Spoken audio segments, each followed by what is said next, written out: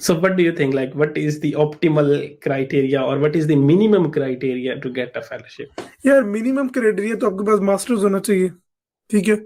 दूसरा ये है कि आपको I think last time I think 6 months you should not have lived in that country जहाँ पे आप अप्लाई कर रहे हैं, ठीक है। और मास्टर्स होना चाहिए। I think that's the only requirement in my case. Sorry, more than 12 months in past 3 years. So अगर लेट्स से आप यूके अप्लाई कर रहे हैं तो आपने यूके में 12 महीने पिछले 3 साल से ज्यादा नहीं ना रहा हो आपने। तो मेक श्योर कि अगर आपने मास्टर्स किसी यूरोपियन कंट्री से किया है, तो आप पिछले 12 महीने के अंदर जो है 3 साल के अंदर 12 महीने से ज्यादा रहे हैं तो you can not apply in that country. तो आप चाहे कितने भी रेलेवेंट हो, ठीक है, according to the law you can not apply. तो because I had some students जिन्होंने अ, जिन्होंने जिन्होंने उनकी लैब जो थी वो बहुत रेलेवेंट थी। ये जॉब उन्हीं की लैब में आई थी, उनकी अपनी लैब में आई थी, और वो प्रोफेसर प्रोफेसर के साथ पिछले 3-4 सालों से काम कर रहे थे और बहुत रेलेवेंट थे, but they could not apply. इसी वजह से हमारा एक डिले हो गया। एक स्टूडेंट जो है वो बिकॉज ऑफ दैट रेगुलेशंस उसने पहले अप्लाई किया, उसके बाद पता लगा कि यार ये लॉ होता है, तो उसके बाद वो रह गया। तो ये बहुत ज़रूरी है कि आप ये देखें। उसके बाद इंग्लिश लैंग्वेज होनी चाहिए, ठीक है। एक पर्टिकुलर रिक्वायरमेंट होती है, यूनिवर्सिटी की अपनी रिक्वायरमेंट होती है, तो वो इंग्लिश लैंग्वेज आपको आनी चाहिए। मास्टर्स होना चाहिए। अच्छा, अगर आपने पीएचडी आपके पास है तो आप अप्लाई नहीं कर सकते, ठीक है। और ऑफ कोर्स जो कि आपकी जो लैंग्वेज के अंदर आपकी कैपेबिलिटी वो लोग एवेल्युएट करेंगे कि यार, so not not language but the field, कि आपकी फील्ड के अंदर क्या आपने काम किया, बैकग्राउंड काम किया। तो I think these are the only requirements. बाकी रिक्वायरमेंट्स होंगी यूनिवर्सिटी की, ठीक है।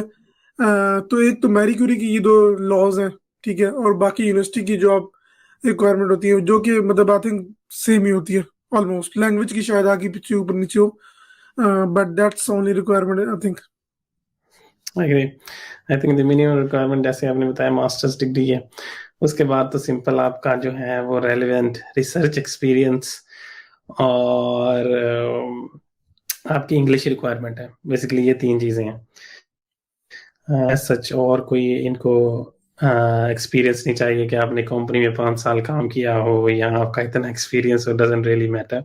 और ये भी नहीं चाहिए कि आपने 10 पब्लिकेशंस की हो, मास्टर्स के अंदर 2 जर्नल पब्लिश किया हो। They don't have any crazy requirements. मतलब कई लोग तो मेरे साथ आए थे जिन्होंने पेपर भी पब्लिश नहीं किया हुआ था, ठीक है, और उनको मैरी क्यूरी स्कॉलर। तो हमारा ये जो मिथ है ना कि यार आपको मैरी क्यूरी के लिए you know you need to have like lot of publications in masters, that's not true, ठीक है। तो it's not like maybe, of course supervisor, कुछ सुपरवाइजर्स की एक्सपेक्टेशंस होगी, बट नॉर्मली यूरोप में आई डोंट थिंक सो दे, क्योंकि यहाँ पे मास्टर्स जो है ना यूके के अंदर वो 1 साल का होता है, तो वहाँ पे कोई पब्लिश नहीं करता यहाँ पे मास्टर्स में, ठीक है। मेजोरिटी ऑफ लोग नहीं पब्लिश करते। तो तो क्या होता है कि आपसे कोई एक्सपेक्ट नहीं करता कि आप मास्टर्स के लेवल पे पब्लिकेशन करेंगे। Although Korea is another case, कि कोरिया में लोग अंडर में पब्लिश कर रहे होते हैं। तो लेकिन ये है कि they do not require to do publications. I think this is very important point कि जो यूरोपियन सिस्टम है मास्टर्स का, और अक्सर जो हम देख रहे होते हैं टॉप यूनिवर्सिटीज, मतलब जिस तरह हमारे केस में था कि हम कोरिया में थे, तो उधर मतलब पब्लिकेशन का कल्चर बहुत ज्यादा था अंडर ग्रेड लेवल से ही। और अगर आप यूरोप में आते हैं तो मास्टर्स लेवल पे जो है पब्लिकेशन दे प्रेफर, बट जो मास्टर्स का स्ट्रक्चर है वही इस तरह वेरी कर रहा होता है कि अक्सर स्टूडेंट्स जो हैं वो पब्लिश नहीं कर पाते।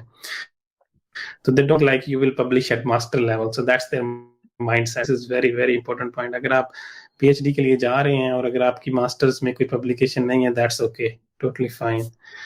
the only important point is the relevant skill set. So Marie Curie के केस में आप सिंपल इसको जॉब कंसीडर करें कि आपने एक चीज बनानी है, और अगर आपको उस चीज बनाने का एक तरीका आता है तो simply go for it. I will say कि उसके लिए आप अप्लाई करेंगे, ना देखें कि आपके पास 5-10 पब्लिकेशंस नहीं है या even you don't have a single publication, that's fine, go for it.